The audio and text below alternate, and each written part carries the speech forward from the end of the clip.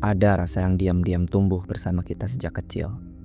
Sebuah ketakutan yang tidak kita pilih, tapi kita selalu peluk erat. Bernama takut gagal. Pertanyaannya, kenapa? Kenapa kegagalan terasa seperti aib? Seolah sekali kita jatuh, harga diri kita runtuh. Mari kita mulai dari hal sederhana, sistem pendidikan. Sejak kecil, kita tumbuh di dunia yang mewakili kemampuan dengan angka. Nilai 100, kita hebat. Nilai 60, kita rata-rata. Nilai 40, kita bodoh.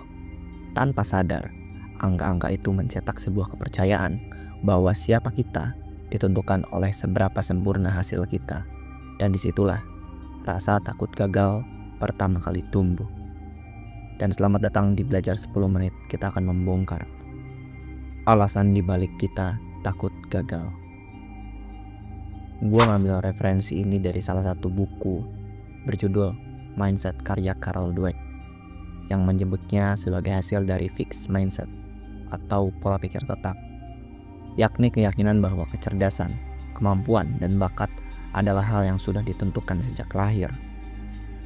Gue emang gak bisa gambar, gue emang gak jago ngomong, gue emang bukan anak pintar. Ini sebetulnya bukan pernyataan yang jujur. Ini adalah produk budaya yang mengkondisikan kita untuk takut belajar, karena belajar artinya kita akan terlihat bodoh. Dan ini sebuah ironi yang besar. Di satu sisi, kita ditekan untuk sukses. Tapi di sisi lain, kita diajarkan untuk tidak boleh terlihat gagal. Coba bayangkan, kita mau belajar public speaking, tapi kita takut ditertawakan. Mau mulai bisnis kecil-kecilan, tapi takut gak laku. Mau membuat karya, tapi takut gak ada apresiasi. Kita sebetulnya bukan takut gagal secara teknis, kita takut gagal secara sosial. Karena dalam masyarakat kita, gagal bukan sekedar hasil buruk.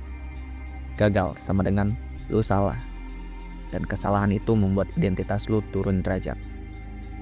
Ini bukan cuma asumsi. Dalam eksperimen Dweck, sekelompok anak diberikan pujian berbeda setelah menyelesaikan tugas. Satu kelompok dipuji karena pintar, satu lagi dipuji karena berusaha keras. Hasilnya betul-betul mengejutkan.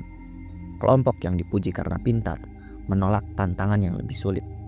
Mereka tidak ingin ambil resiko terlihat bodoh. Tapi kelompok yang dipuji karena usaha, mereka justru makin tertarik mencoba hal yang lebih sulit. Lalu pertanyaannya, apakah kita harus menjadi pemberani untuk gak takut gagal?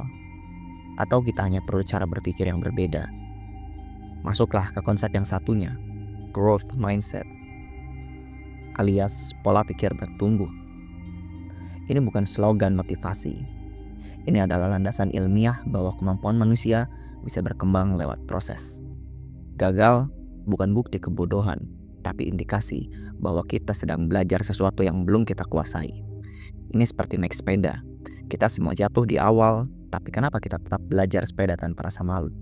Karena lingkungan kita menerima proses jatuh bangun itu. Dan sayangnya, dalam hidup yang dewasa ini, gagal dianggap kelemahan.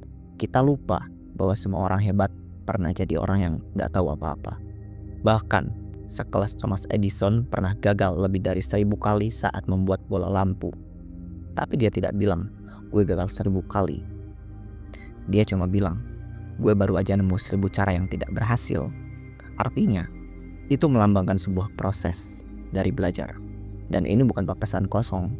Ini realita orang yang mengerti proses lebih penting dari citra.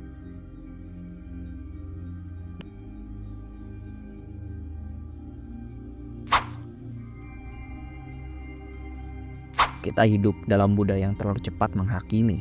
Sosial media memperparahnya. Orang hanya pamer hasil, dapat beasiswa, mobil baru, kerja di luar negeri.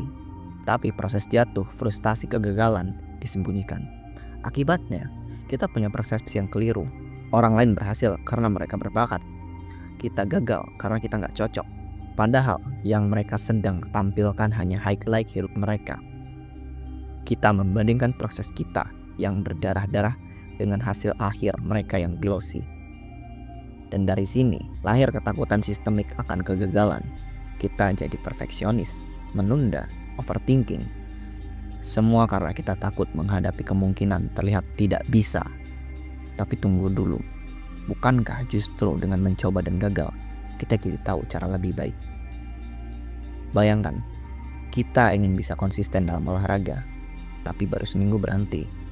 Lalu kita bilang ke diri kita sendiri, gue emang gak konsisten. Padahal bukan. Kita baru belum tahu cara bikin konsisten itu terasa ringan. Kita belum kenal siklusnya. Dan itu bisa dipelajari. Salah satunya dari studi University College London yang menunjukkan bahwa rata-rata butuh 66 hari untuk membentuk kebiasaan menjadi terasa otomatis. Dan inilah menariknya. Semakin sering kita menjalani proses belajar dari gagal, semakin tebal otot ketahanan psikologis kita. Kita jadi lebih sabar, kita jadi lebih toleran pada kesalahan, dan lebih bijak menghadapi perubahan. Gue gak akan bilang gagal itu gak enak. Gagal itu menyakitkan. Tapi justru karena rasa sakit, dia jadi guru terbaik. Kita gak akan pernah tahu batas kita sampai kita nyoba dan jatuh. Kita gak akan pernah berkembang kalau kita selalu main aman. Sekarang, pilihan ada di tangan kita. Kita mau terus jadi penonton hidup orang lain, atau kita mau mulai nulis cerita kita sendiri.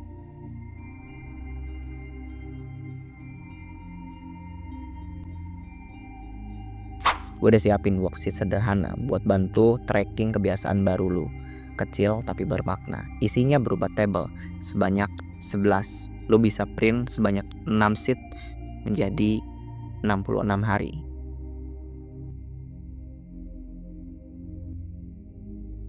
Dan ini sebuah tantangan konsistensi.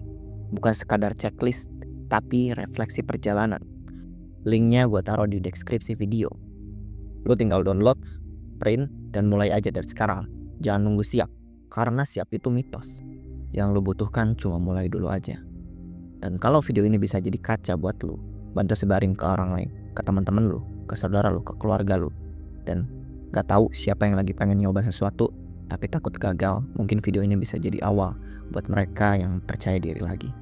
Sekian, and see you next time.